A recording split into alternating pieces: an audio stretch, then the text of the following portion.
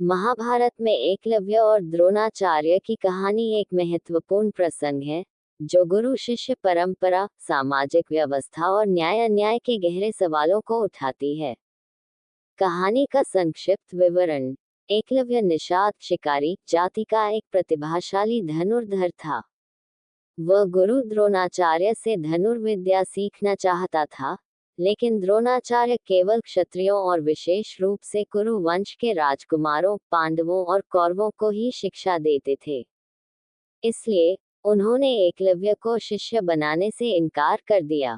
लेकिन एकलव्य ने हार नहीं मानी। उसने स्वयं जंगल में एक मिट्टी की मूर्ति बनाकर द्रोणाचार्य को गुरु मान लिया और उनकी कल्पना करके कठोर अभ्यास करने लगा। उसकी मेहनत रंग लाए और वह एक महान धनुर्धर बन गया, यहाँ तक कि अर्जुन से भी श्रेष्ठ धनुर्धर बनने की क्षमता रखने लगा।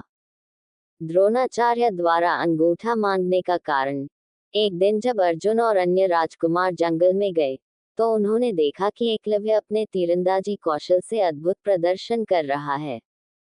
अर्जुन को यह देखकर चिंता हुई कि कोई उससे भी बड़ा धनुर्धर बन सकता है। उसने द्रोणाचार्य से शिकायत की कि उन्होंने वचन दिया था कि वे उसे, अर्जुन को भी सर्वश्रेष्ठ धनुर्धर बनाएंगे, फिर यह कैसे संभव हुआ। द्रोणाचार्य ने जब एकलव्य से उसके गुरु के बारे में पूछा, तो उसने अपनी मिट्टी की मूर्ति की ओर इशारा किया और कहा कि उसने उन्हें गुरु मानकर ही धनुर्विद्या सीखी है। ये सुनकर द्रोणाचार्य ने गुरु दक्षिणा के रूप में एकलव्य से उसका दाहिना अंगूठा मांग लिया। इसके पीछे के मुख्य कारण। 1. अर्जुन को सर्वश्रेष्ठ धनुर्धर बनाए रखने का वचन। द्रोणाचार्य ने अर्जुन से वादा किया था कि वह दुनिया का सबसे बड़ा धनुर्धर बनेगा। एकलव्य की प्रतिभा इस वादे के लिए खतरा थी। 2. सामाजिक भेदभाव। उस समय की सामाजिक व्यवस्था में केवल क्षत्रियों को उच्च युद्धकला सिखाई जाती थी। एकलव्य, जो एक निषाद शूद्र था, अगर श्रेष्ठ धनुर्धर बन जाता तो ये सामाजिक व्यवस्था के लिए चुनौती बन सकता था।